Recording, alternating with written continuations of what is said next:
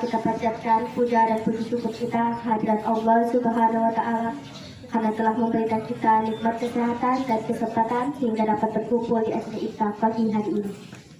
Salawat serta salam tak lupa kita haturkan kepada junjungan alam Nabi besar Muhammad Sallallahu Alaihi Wasallam karena telah membawa kita dari alam kejahiliaan menuju alam yang terang benderang seperti yang kita rasakan pagi hari ini. Teman-teman yang berbahagia, saya berdiri di sini akan membawakan ceramah singkat yang berjudul Perbuatan Dosa. Teman-teman yang berbahagia, tahukah kalian apa itu dosa? Dosa adalah kebalikan dari ketaatan kita kepada Allah Subhanahu wa Ta'ala. Semua ketaatan kita kepada Allah Subhanahu wa Ta'ala, kebalikannya adalah dosa. Perbuatan dosa dibagi menjadi dua. Yang pertama, perbuatan dosa karena tidak mengerjakan perintah Allah. Misalnya, kita diperintahkan untuk sholat, tapi tidak mengerjakan sholat. Diperintahkan untuk berpuasa, tidak berpuasa. Diperintahkan untuk bersedekah, tapi tidak bersedekah. Diperintahkan untuk berzakat, tapi tidak berzakat. Perbuatan dosa yang kedua adalah mengerjakan semua larangan-larangan Allah.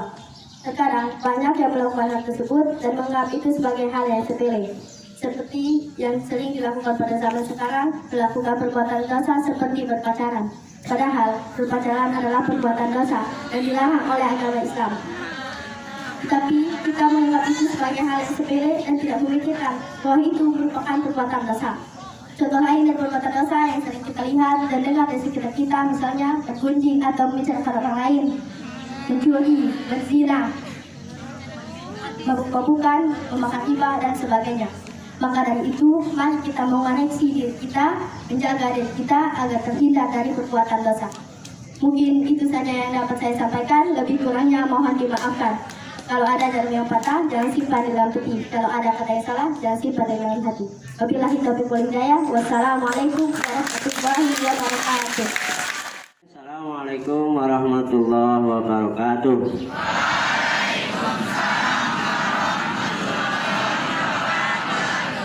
Alhamdulillah, bagaimana Rasulullah mengajarkan kita untuk mengingat dosa. Dosa yang utama yang tadi disampaikan sebenarnya ketika kita mengingat kelakuan kita kepada orang tua. Ya, coba renungkan. Mengingat dosa tadi sudah disebut dosa melanggar larangan Allah, dosa tidak mentaati Allah. Tapi yang perlu kita ingat adalah sekarang renungan kepada orang tua kita. Coba kita renungkan. Berapa lama orang tua kita mengandung? Berapa lama? 9 bulan ditambah 10 hari. Masya Allah. Tapi kalau ditanya siapa orang yang paling mencintaimu seumur hidup, yang paling sejati, adalah orang tua kita, ibu kita itu. Ya, coba bayangkan, dengan sakit yang luar biasa, malam-malam bangun demi kalian. Ingat dosa, satu hari kita mengatakan, membentak kepada ibu kita, Gus misalkan. Ya Allah, ibu kita apakah langsung marah? Ibu kita apakah langsung mengingatkan kita, kamu itu dulu sasu sudah? Ikhlas, betul, ikhlas. Bangun malam-malam, ketika kalian nangis, tidak ada rasa keluh sama sekali. Dia mengeluarkan apa yang harus kalian inginkan, yaitu sesuap kasih. Bayangkan, selama berapa tahun? Selama 2 tahun.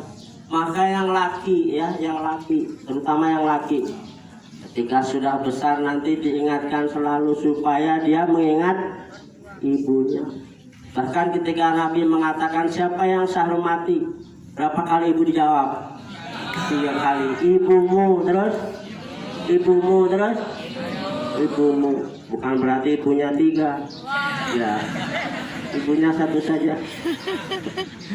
Jadi penghormatan kepada ibu itu yang sangat luar biasa. Laki, maka bagi yang perempuan nanti juga mengingatkan, kalau mencari pasangan tadi dilarang pacaran, tetapi mencari pasangan adalah kewajiban juga. Ya. Jadi ketika mencari pasangan yang dilihat, laki-lakinya dia hormat ibunya enggak? Kalau dia ada hormat ibunya, jangan dicari itu, bakalan kurang ajar mesti, ya. Jadi lihat laki-laki kalau dia menghormati ibunya yang luar biasa. Pernah kejadian di YouTube mungkin kan lihat, ada diundang pengantin di situ merayakan besar, ibunya datang dari jauh, kemudian dia ikut di situ. Si perempuan sudah mencibirkan matanya, dia lihat di situ, apa itu orang miskin datang? Padahal yang laki ini punya ibu itu kaya. Dia mau jadikan si istri ini karena ibunya mendidiknya di waktu kecil, ya. Sampai ingat, bayangkan dulu yang laki ini, ya, yang laki ini sebenarnya tidak punya telinga, artinya kecil, waktu kecil itu tidak punya telinga. Si ibu sehat. Bagaimana ini anak saya nanti kalau besar malu? Akhirnya dia dibully, tahu dibully? Ya, waktu SMP dibully. Tapi sebelum dia menginjak besar, si ibu pesan pada dokter, saya akan menyumbangkan telinga saya, tapi jangan bilang kalau yang nyumbang saya, Pak Dokter. Nah, begitu dia anak sudah besar, betul lah, dia operasi, yang nyumbang itu adalah telinga ibunya sendiri. Ibunya kan pakai jilbab, pakai kerudung. Nah, suatu saat anak itu sudah jadi orang sukses, dia sudah normal, sudah bagus. Dia diingatkan dengan keadaan di orang tuanya. Orang tuamu sakit, masih sibuk ini, sibuk katanya. Diingatkan lagi besok, kamu akan menyesal kalau tidak datang. Iya, masih sibuk. Ini cerita yang satu tadi, cerita orang yang ingat kepada orang tuanya. Yang satu ini ingat ketika orang tuanya sudah tidak. Bagaimana kelanjutannya? Dan ketika dia sibuk terus, baru pada terakhirnya, cepat segera kamu datang. Nah, pas datang, sudah dia merasakan longgar katanya, tapi terlambat. Dia langsung nangis tersyukur, tapi sudah terlambat. Nah, maka bagi adik-adik, anak-anak semuanya, sebelum terlambat, wasari'u ila maghfiratin min rabbikum wa jannatin 'arduha as-samawati wal ardu uiddat lil muttaqin. Dan bersegeralah kamu kepada ampunan dari Rabbmu yang luasnya seluas langit dan bumi, yang disediakan untuk orang-orang yang bertakwa. Mumpung masih dikasih umur. Apakah nunggu tua dulu kayak anak tadi baru tobat sama ibu? Enggak boleh. Jangan-jangan kita besok diambil sama Allah, langsung nanti pulang, ya Allah, minta ampun sama ibu. Kita ngakunya sama ibu yang mintakan ampun nanti sama Allah. Kalau kita minta sama Allah, malu sama ibu, tak kena. Tapi kalau kita langsung minta sama ya Allah, ya ibu, ya mama, ya, lagi panggilannya, bunda, lagi umi, maafkan, hari ini saya salah. Bukan hari ini saja, kemarin saya salah. Yang masih punya ibu cepat minta ampun. Ya, begitulah ya. Ingatkan pada adik tadi, mudah-mudahan kita tidak termasuk orang yang lalai kepada ibu, tapi yang ingat kepada ibunya. Seperti yang cerita pertama tadi, pengantin yang besar tadi, begitu si istrinya menghargai ibunya yang miskin dan ibunya sudah kadung pergi, langsung dia ingat. Dia sujud di kaki ibunya, ya ibu ampunilah, tidak ada gunanya sih, cerai langsung.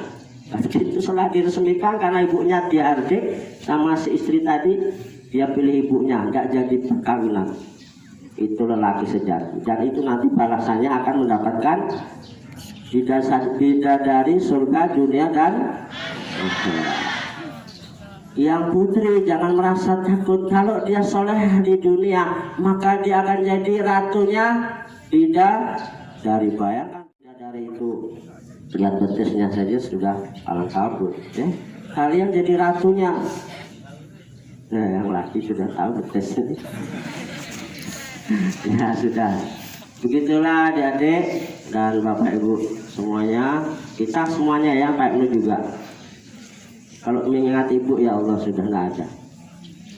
Ya, orang-orang tua dulu punya pegangan ilmu yang dari orang tua lagi tidak tahu. Jadi ibu saya meninggal itu juga meninggal karena sakit, tapi ada ilmunya. Jin itu sampai di sini, tangan keluar, tangan. Kita tahu. sakit sekali, tapi tidak bisa apa-apa karena orang-orang dulu itu punya titipan, ilmu itu dititipkan, jatuh ke orang tua lagi, ya begitulah. Maka kesempatan sekarang Jumat berkah untuk segera ingat ibu, ya begitulah begitu. Mudah-mudahan yang sedikit ini bisa mengingatkan kembali akan dosa-dosa kita. Kita ya, ingat dosa kita, jangan tunjuk dosa orang lain. Dosa kita banyak. Kita ampuni, kita bersabar diri, berserah diri kepada Allah. Tunjuk diri kita sendiri bahwa kita banyak dosa dan minta ampun segera kepada Allah Subhanahu wa taala. Asal tidak musyrik menyekutukan Allah. Dan menyekutukan Allah pun kalau kita masih dikasih napas, masih hidup, masih bisa kesempatan untuk bertaubat. Mudah-mudahan Jumat ini amal kita dari pagi tadi sampai Jumat nanti sampai malam diterima oleh Allah Subhanahu wa taala. Amin ya rabbal alamin. Bila taufiq hidayah. Assalamualaikum warahmatullahi wabarakatuh. Ingin tambah tentang perilaku kamu yang akhir-akhir ini, berapa sudah kasus yang saya selesaikan di ruangan saya supaya tidak terulang kepada yang lain. Dan mungkin ada 10 ibu kan ya yang di skorsing ya. Ada 10 temanmu yang harus saya berhentikan sekolah sementara. Itu namanya skorsing, itu dihentikan dulu sementara karena berkelahi ya. Dan saya berharap tidak terulang lagi kepada yang lain ya. Jadi itu juga bagian daripada dosa yang kamu perbuatkan kepada ibu bapakmu. Bapak ibumu tahu kamu datang ke sekolah, tapi tahu-tahunya kamu buat keributan di sekolah, di luar sekolah, pulang sekolah sama saja karena kamu belum pulang ke rumah. Orang tuamu tahu datang belajar, tapi kamu malah buat sesuatu yang tidak benar. Itu juga dosa buat orang tuamu, buat temanmu, menyakiti hati temanmu. Sebenarnya dosa itu, kalau pertanyaannya tadi, apa itu dosa?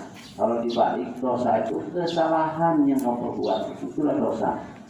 Kesalahan apapun bentuknya, ketika kamu berbuat salah, itulah dosa. Sering saya bilang, jangan terlalu banyak menghitung kebaikanmu, itulah salahmu. Salahnya dosa itu. Saya lebih memudahkan lagi kamu biar tahu. Dosa itu adalah kesalahan-kesalahan yang kamu buat setiap saat, setiap waktu, itulah dosa.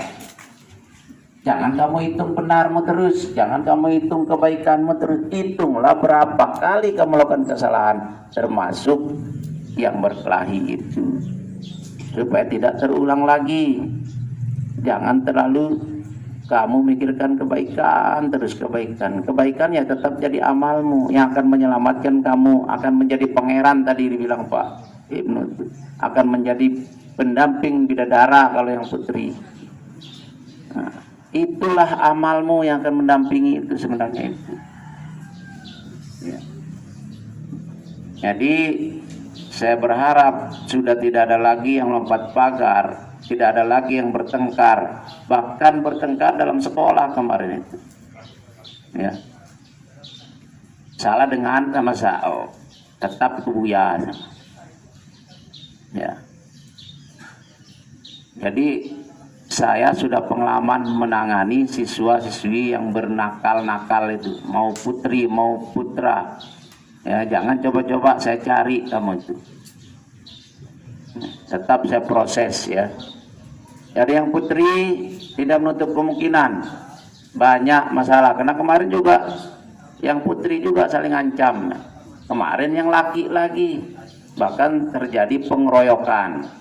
Nah, ini yang tidak benar. Seandainya mati temanmu, yang masuk penjara siapa? Ya semua yang ngeroyok itu pasti masuk penjara. Ya. Nah, kami juga ikut dipanggil-panggil nanti sama polisi ketika ada masalah seperti itu. Bagaimana kronologisnya, bagaimana kok bisa jadi seperti itu. Dikira gampang masuk penjara Coba tanya, Pak tahu ada keluarga kami di penjara, enggak enak, tidak dikasih alas tidur, ya, makan seadanya, ya. Terus yang jenguk kamu tuh ada waktunya. Satu kamar isinya 10 orang, kamu lalu senget. Bono mani-mani, karena kamar mandinya WC-nya cuma satu, airnya pas-pasan lagi. Pak Jiniro serewa sama polisi. Mau kamu seperti itu? Ya, anda menutup kemungkinan putra maupun putri itu. Kemarin putri juga kan sempat saya ngomong, ada pengeroyokan juga, ancaman-ancaman mau ngeroyok. Oke, tapi sebaliknya yang laki yang ngeroyok betulan. Diingatkan setiap waktu, setiap menit dikasih pencerahan, tapi tetap saja ada yang seperti itu. Mencuri, kemarin juga ada yang kehilangan duit gara-gara datang semua pemilihan ketua OSIS. Nyuri itu juga dosa. Nggak tahu apa yang kamu pikir itu. Kayaknya sudah tidak takut dengan dosa ini anak-anak. Dan tidak ingat sama sekali dengan dosanya. Itu gimana rasanya matahari itu belum seberapa itu panasnya itu. Kalau kamu dengar dari bapak ibu guru agamamu, kalau neraka itu berapa kali lipat dari sengatan matahari itu. Nah itu belum seberapa sudah tidak tahan kamu, apalagi neraka nanti. Ya. Jadi sekali lagi saya ingatkan, jangan lagi saya dengar ada yang berkelahi. Ya, kalau ada yang berkelahi, siap-siap kamu kena skorsing dulu. Karena berkelahi itu skornya 60-70. 70 skor maksimal dikelahi. Kalau sudah 70, sudah tanpa keterangan membolos itu 10. Kalau tambah lagi lompat pagar, 25 poin lompat pagar. Kira-kira keluar sudah enggak itu? 100 poin sudah keluar. Biar kamu tahu, karena banyak juga yang belum tahu itu. Ya. Keluar kelas tanpa izin ke guru yang ada di kelas itu 5 poin. Nah sekarang poin terus saya berlakukan. Yang sudah diskorsing rata-rata sudah main 70. Bahkan kalau ditambah dengan bolosnya itu sudah mulai capek 85, berarti tinggal 15. Kalau kelas 2 sekarang poinnya sudah 85, alamat sudah cari sekolah lain. Dan saya pasti keluarkan itu. Ya. Saya tidak mau pelihara virus di sekolah ini yang akan merusak 600 lebih siswa gara-gara 1 atau 10 orang yang berbuat tidak baik di sekolah ini. Saya tetap keluarkan demi menegakkan aturan yang ada di sekolah kita ini. Mungkin itu biar kamu ingat, yang putri juga ya. Mungkin itu saja, demikian. Assalamualaikum warahmatullahi wabarakatuh.